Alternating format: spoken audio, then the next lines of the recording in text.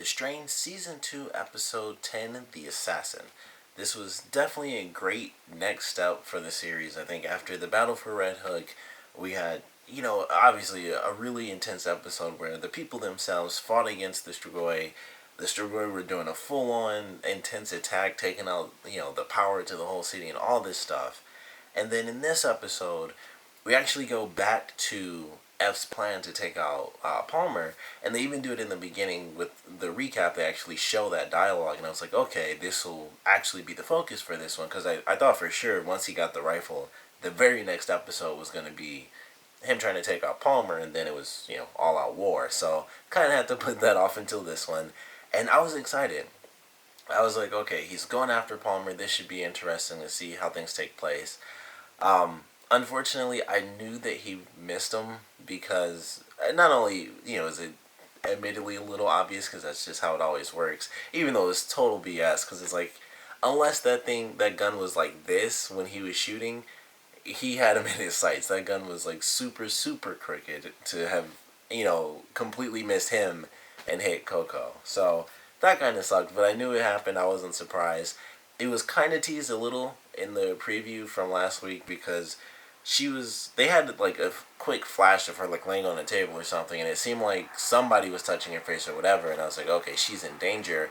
I honestly thought that it was because of the master and they kind of were reaching a boiling point, but that's not what happened. She just got shot. She looked like she was flat out dead, so I was kind of surprised that she lived. Because the way they had it, she was just like eyes wide open, zero movement. I didn't think it was going to be like, oh, we might be able to save her. I thought she was kind of just dead from that one scene.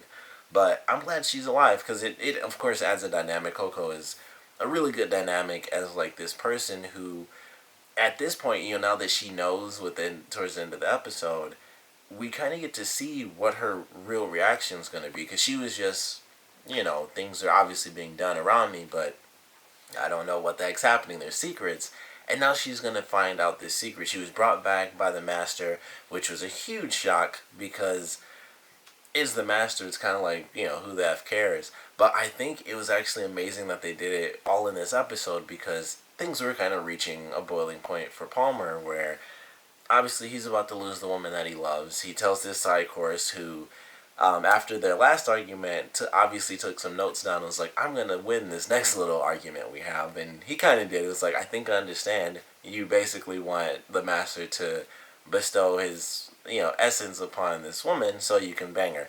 And I thought it was kind of funny that he said that. Of course, he was much more elegant about it. But I thought things weren't going to really work for Palmer. I didn't think that was going to happen. And the master comes in.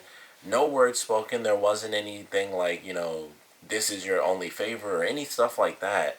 He just came in, he healed her, gave like a little smirk to Palmer, and then he used his super speed and he got the heck out of there. So I was kind of surprised because things kept building up for Palmer not being equal to the master, and he would always say he was, and then of course he actually has the conversation with F in the jail cell, and I was like, what makes you think that he's actually your partner? Why would he share his entire kingdom with you? So he was constantly, being shown like all these little moments to have him doubt, and then this kind of brought it back where when it really mattered, the master showed that he cared. So it kind of keeps it keeps Palmer in a really good favor, like probably the best favor he's ever been in since the beginning of their cooperation with each other. And like I said, we'll get to see what happens with Coco. I don't know how that's really going to end up playing out. She obviously had not the happiest reaction when he was like, oh, I worked with him so he'd save my life, and now he saved yours too. And he tried to touch her, and she kind of moved, but then he went like for the full hug, and she couldn't really get out of it. But we'll see how all this stuff plays out. I don't know if she'll end up with, our main characters, which I feel like she will because she'll kind of be like a spy for them. She'll, of course, somehow run into them and be like, okay, obviously I've been working for the bad guy, and now I can kind of help you guys from the inside. So that might happen maybe a little bit later. I don't think it'll be instantaneous where it's like, poof, they run into each other. But I feel like that's where it might end up going because she's a good character, and then it's going to be like, oh, you're working with the villain. a little hard for me to, stay by your side like that unless, I'm spying on you or something. So we'll see how that plays out, but I really enjoyed that. Seeing F and Dutch actually together as a team was kind of cool because they don't really generally have those moments where it's just the two of them. And it was pretty much them as a duo throughout the whole episode. And then you had Satraki and Fett and Nora as their own team, and Zach must have just been at home by himself. Or maybe, well, I guess he wasn't with Dutch's girlfriend or whatever she is, because she has her own place. So I guess Zach was just like at the base by himself, just doing whatever. But, these were two teams for the episode, and so we got to see two characters that typically don't hang out, at all. So we got to see them have their conversation, and F, well, he didn't really have any advice that he could give to Dutch, and it was just kind of like, well, talking about the monkeys, I forgot the specific type, but, she's still trying to deal with a little love triangle issue that's going on, and she's the one who kind of is going to ultimately make the decision, but, they just had the little conversation, and then they're, teaming up to take down Palmer, and once they got caught, it was like, okay, they're in the cell, they're going to get rescued, and then they get split up, and initially when that happened, the first thing I thought was they were doing that just to kind of freak them out. They do like a crazy interrogation or whatever, try to get some actual answers out of them maybe, and then it's like, alright, so everyone cleared out. I kind of thought that the person that would walk in was actually going to be Icor's, because it seemed like that made more sense than Palmer coming in, but I guess not. I guess ultimately it does make more sense that Palmer would be the one to come in. Plus, he's not just this random dude, because they don't really know Icor's, but at the same time, we don't really know what power, there could be someone else that we don't really know, but I doubt they just kind of spring that on as like, yep, they actually have all these sleeper cell, agents or whatever. So Palmer comes in, they have the conversation, and I thought, alright, so Dutch is taken somewhere else so that they can have this little conversation, because, of course, Palmer knows that F is the one that's really coming after him, especially since he tried to have him killed, and it's like, Dutch would just kind of be annoying in the conversation for him. So he's like, alright, have her removed so I can talk to this guy by myself, no one else around. And then she's gone for hours, and then we get the final scene of this episode where she's actually taken two Icor's, and she's, on the little block, and he's just cranking up this thing, and I love the way it was shot, because it wasn't really slow motion, but it I guess technically it wasn't normal speed, but it wasn't like really, really slow motion. It was like just a tiny bit slower than normal speed, and I thought it just, excuse me, I thought it worked really, really well, and I don't know, it's just a really good scene, like her fighting back and then like showing her feet sliding across the ground as she's just, cranking this thing, and it was pretty crazy. Like, I didn't know what to expect. Like, when I first saw it, especially after the scene beforehand with Satrakian getting knocked out, I thought it was him being chained up. And the first thing I thought when that happened, I was like, that kind of doesn't make sense. And then I was like, oh, it's not even, it has nothing to do with that.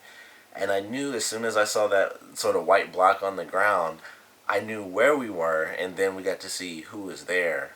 And I don't know what's going to happen. Like, I know I have to assume and hope that the team's going to go in, they're going to save Dutch, no big deal. They know where they're headed because of the cop, who brought up a really big question for me, because I was surprised that he lived after that initial attack, which is another thing that kind of makes me think they might actually have other humans working for them. Because I'm like, how did he survive? He was the first one that went out there. He's shooting off and stuff, and he's like, holy shit, and all this stuff, all this stuff goes down.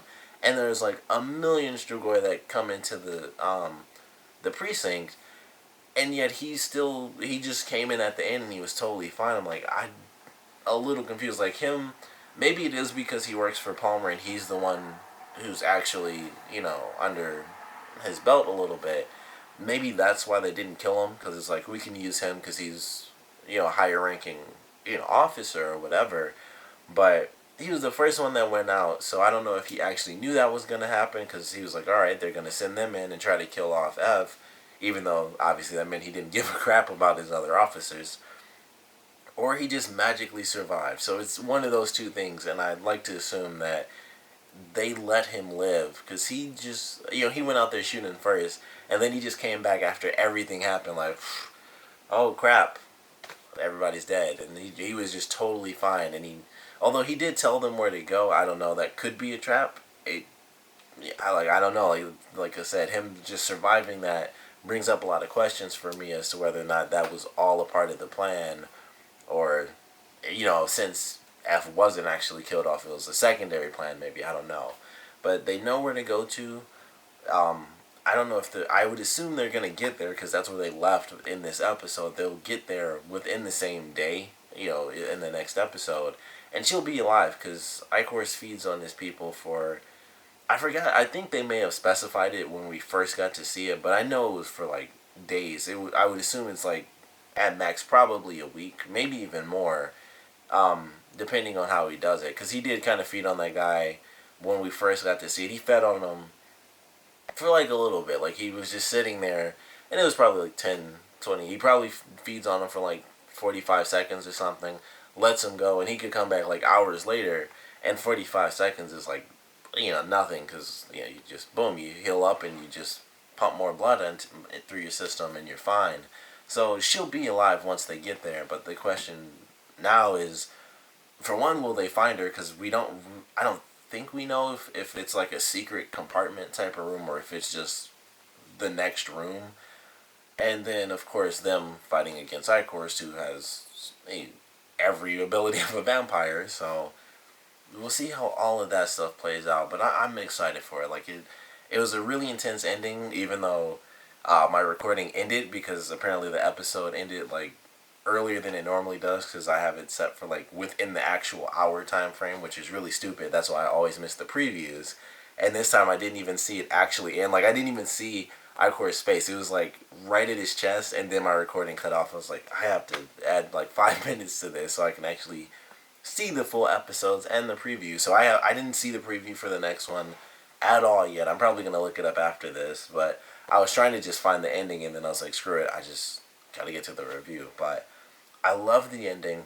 I'm really excited to see where they take things. How they end up going against Ichorus. Of course, what happens between Palmer and Coco, and whether or not she decides, excuse me, to really join the side of the Master, or find the good guys and join their side. And then, of course, we have two other pretty important things that took place. The first thing kind of had like maybe 3 separate points. It was kind of like a plot device sort of thing. And that was Justine in the beginning going to all the rich people and being super awesome. Like, it just made me love her character even more. When she went to them and it's like, all right, we're coming to help, basically it's like we're helping all the rich people and everything. And we're going to do like a 1% tax on everybody for our services. And she's like a person of the people. And it was just really cool to see that happen. Like everyone's like cheering and stuff. And then she's like, 1%, donation of whatever, what you make and everything. And then it's just like, oh, what the heck? And the mayor was not too happy at all. And so, of course, he's pissed off. Everybody else is pissed off. And after, that first conference, and people were mad, and she's just like, all right, whatever, that's how it's going to be. And then she just walks off, and she looks at the mayor, and it's just like, I'm out of here. And like, she was just super badass. And like, the cop, I think it's Kowalski, he just helps her down, and he keeps a straight face, nothing. It's just like, it's just the two of them working together to really help the people. And then, it's like, all right, if we're going to help the really rich people, then let's find a way to better protect the entire island. So I thought that was really awesome. And then they kind of went away, of course, after F tried to shoot Palmer. So that was really the main point. It was like, all right, we got to see those moments, which are still great. It made me like the character even more than I already did. And it was pretty much press conference 1, press conference 2. She kind of argued with the one guy who was like, I'm gonna get a lawyer or whatever he said. Who cares about him? And that was it. She just was really cool. The mayor sucks even more. And, then he goes to Palmer, and then that leads to the main point of the episode, which is the assassination attempt, which kind of just leads to a bunch of other, pretty much everything else crazy in the episode, aside from them actually getting to the Lumen, or, well, more specifically, Satrakian, because, they kind of, once Eph and Dutch get caught, they're counterparts kind of leave off into tracking. It's like, all right, I'm still gonna keep searching because this is more important. I was, of course, I think like everyone, I was very shocked that it wasn't just in the library. But at the same time, that's also a little cliche where it's like the place it should kind of be. It's like, nope, that's still not the right place. And so he goes and then he finds it. Really awesome design for the book where it's like just silver, and it was super obvious when as soon as they showed it, I was like, it has like a biohazard symbol on it, and then he opened it and you could really see the symbol. It was like in red, or I think the symbol may have been green or red, and then it was like covered in green vines, something like that. But he gets knocked out. I have to assume he's gonna wake up in the next episode, and the guy, which I'm glad they showed that recap because I mentioned before, I had no idea what the priest told him. I couldn't tell what they were saying. They did the recap, and he told him the name, R whatever the last name was. I can't remember. It was kind of a unique name, and it was the boy that they showed in the flashback beforehand. Which I wish they did that in the last episode, because I was like, I don't know what anyone's saying right now. He's like the boy from something. So I was glad they showed that recap and showed the little kid. I have to assume he's gonna recognize him. Maybe, maybe not, because obviously it's decades later. But I'm sure he'll wake up and then it'll be like, oh, big misunderstanding. I'm a good guy. You're a good guy. He'll get the book and then everything will be fine. But I'm excited. There's a lot of really good stuff to look forward to. Very, very curious about how they're gonna solve the issue that was, kind of shown at the end with Ichorst and Dutch. And just everything involving that. That's really, of course, the big thing for next week's episode. So I'm incredibly excited. Like I said, I didn't see the preview, so I don't know what the two main stories are going to be. Obviously, it'll be one is going to save Dutch, the other is going to be Satrakian trying to convince the guy to give him the Lumen. But lots of other little details in there. The stuff with Palmer, the Master actually helping him might come up again in the next episode where he's like, all right, we are really good partners and this and that, and then who knows, something else crazy happens and he, takes a crazy turn. I don't know, but love this episode. Of course, I want to know what you guys thought about it, so please comment below. Let me know your favorite parts, your least favorite parts, and I want to know what you guys think about Dutch having been captured at the end and being given to Ichorst. Like, where do you guys think that's really going to lead? Are we going to lose, a character? It might not actually be Dutch. It could, if anyone would die, it would be Fett, because he's the one who cares about her, and then that would be like, oh, I kind of, by default, one of her options for the little love triangle thing is gone. And it's just one of those little butterfly effect moments that would affect, like, the whole series. Aside from just losing a main character, it would affect another main character from losing that other character, as well as having this decision forced upon her where it's like, okay, I don't have an option because I lost one of the people I care about. So I don't know. I think it's gonna excuse me, my voice is like crazy today, coughing a lot, but I'm excited. I hope we don't lose anyone. We've had a couple of scares this season so far, but everything's been okay. We've lost like random minor people, like we lost that cop who was in the cage or in the cell with Eph, which was actually kind of cool because he was trying to reload, and I just like the way they did it where he just got hit in the arm once and then they were able to reach his neck and he just got drained right in front of Eph.